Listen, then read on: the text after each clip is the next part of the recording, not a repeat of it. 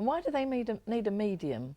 Right, that's the most important question of all, Jenny. It really is. Because otherwise they could just pop them up all over the place and everybody would see them, wouldn't it's they? so simple, the answer to that question.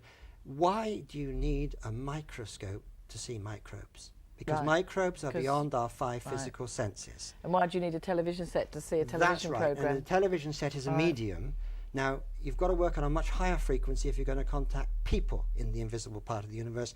That's why we have to work with what's known as a materialisation medium. Because the human mind and brain, as you know, is a far more sophisticated instrument than anything invented by human beings. Are there many of these mediums? Oh, I wish there were. I think we lost an awful lot of mediums when they were murdered as witches, you see. And it's an inherited gift. It's like murdering all the musicians. If you do that, you're going to be a bit short of musicians.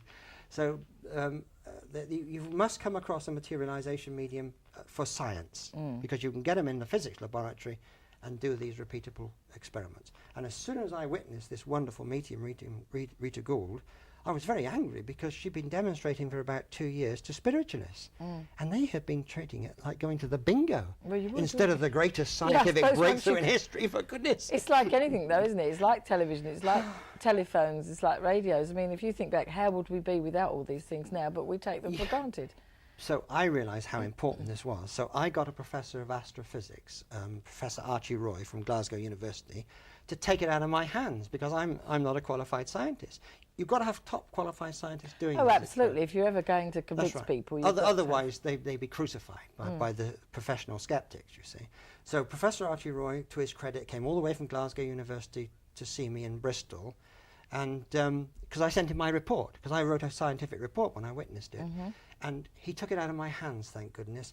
He witnessed exactly the same thing as I did. Phoned me up the next day and says, this is the greatest scientific breakthrough in history. Mike, you're right. Now, I've got to do what Sir William Crookes did, and Professor Charles Richet, who's a Nobel laureate for physics. They did repeatable experiments over and over again. Yeah, that's the key, of course, isn't it? Professor Archie Roy's got infrared cameras, laser cameras, everything you need. So I was very relieved that was taken off my hands. But as soon as the establishment, who have a great deal to lose from this science, heard that I had got a professor of astrophysics to go in and get everything on film, the medium's life was threatened. We lost the goose that laid the golden scientific eggs. They said, anonymously, of course. That's absolutely terrifying. Yeah, well, it is terrifying. All the time she is... We'll come back after the break, okay. sorry.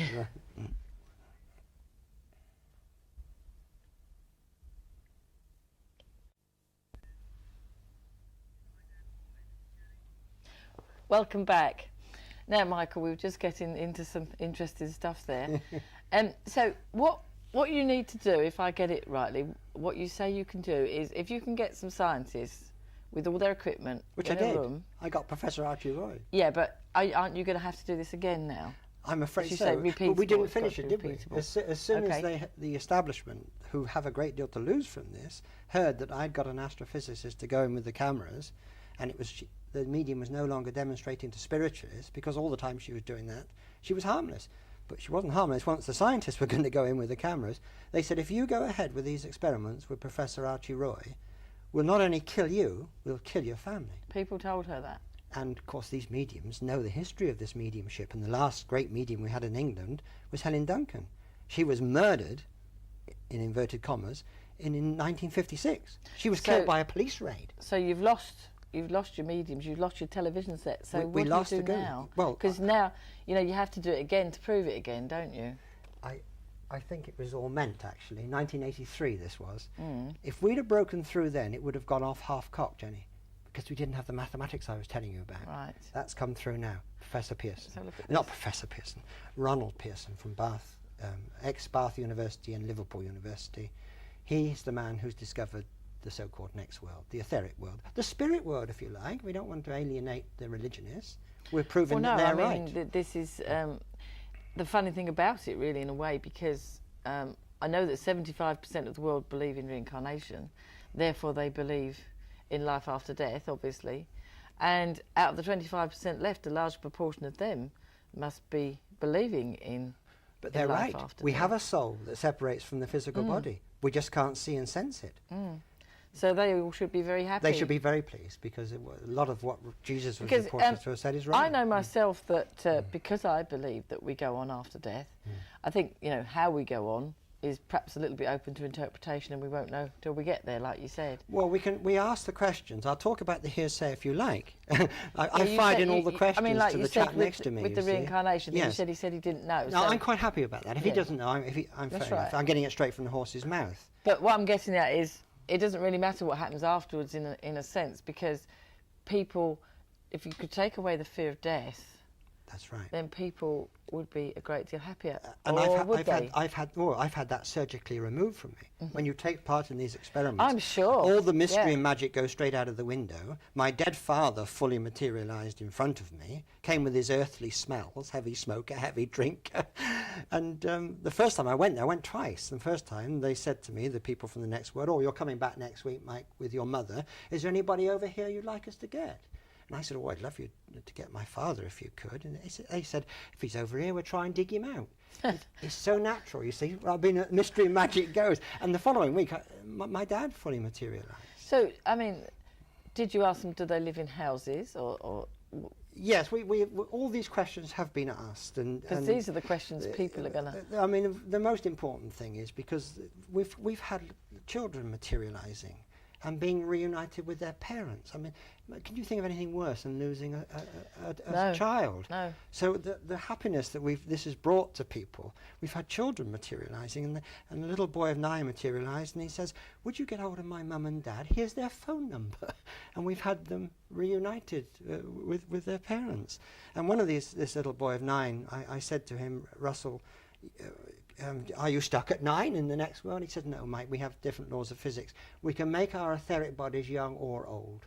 When my parents die, I'll rush up to them as a 9-year-old boy they lost." Because that's what they expect. That's what they expect. And he's coming as the 9-year-old boy they lost, in perfect health. He died of cancer, but here he is in perfect health, rushing around the room. And he said, we have different laws of physics. We can change our etheric bodies. And after a while, you realise we're all walking about as 25-year-olds. What do they do? I mean, are there streets, houses, shops? So they tell us, but let's wait until we get there.